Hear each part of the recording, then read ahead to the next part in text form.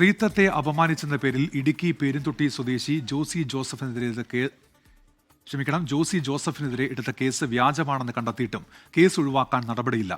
പോലീസുകാരി മർദ്ദിച്ചു എന്ന് പരാതി നൽകിയതിന് കള്ളക്കേസിൽ കുടുക്കിയെന്നാണ് ജോസിയുടെ ആരോപണം.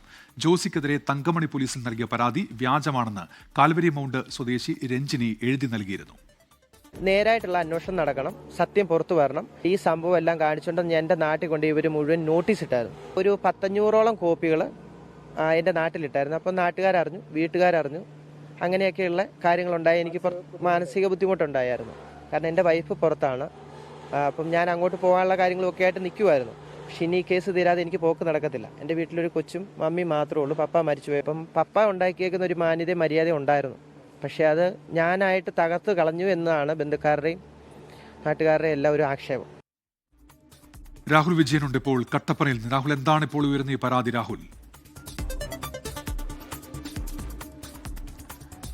ഉന്മേഷ്, 2024 ഡിസംബർ 29-നാണ് ഈ സംഭവം നടന്നതെന്നായിരുന്നു ഈ കാൽവരി മൗണ്ട് സ്വദേശിയായിട്ടുള്ള രഞ്ജിനി നൽകിയ പരാതി. സ്ത്രീത്വത്തെ അവമാനിക്കുന്ന തരത്തിലുള്ള നടപടികൾ ഈ ജോസിയുടെ ഭാഗത്തു നിന്നുണ്ടായി എന്നായിരുന്നു ആ പരാതിയിൽ പറഞ്ഞിരുന്നത്. കാൽവരി മൗണ്ടിൽ ജോസി ജോലി ചെയ്യുന്ന റിസോർട്ടിന് സമീപത്ത് വെച്ചാണ് ഈ സംഭവം നടക്കുന്നതെന്നും പരാതിയിൽ പറഞ്ഞിട്ടുണ്ടായിരുന്നു. എന്നാൽ ഈ സംഭവം നടന്നു എന്ന് പറയുന്ന ദിവസം ജോസി വീട്ടിലുണ്ടായിരുന്നു തെളിയിക്കുന്ന CCTV ദൃശ്യങ്ങളുണ്ട്. ഇതൊക്കെയാണ് ഈ കേസ് വ്യാജമാണ് എന്ന് കണ്ടെത്താൻ വേണ്ടി തെളിഞ്ഞത്.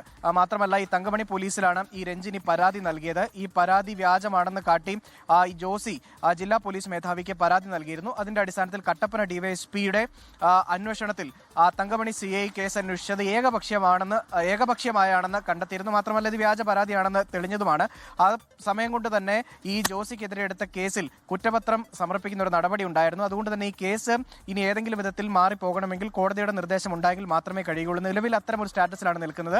ഇതിനാധാരം, ഈ വ്യാജ പരാതിക്ക് ആധാരം എന്ന് പറയുന്നത് ഒരു പോലീസുകാരിയാണ് എന്നുള്ളതാണ് ജോസിയുടെ പ്രധാനപ്പെട്ട ആരോപണം.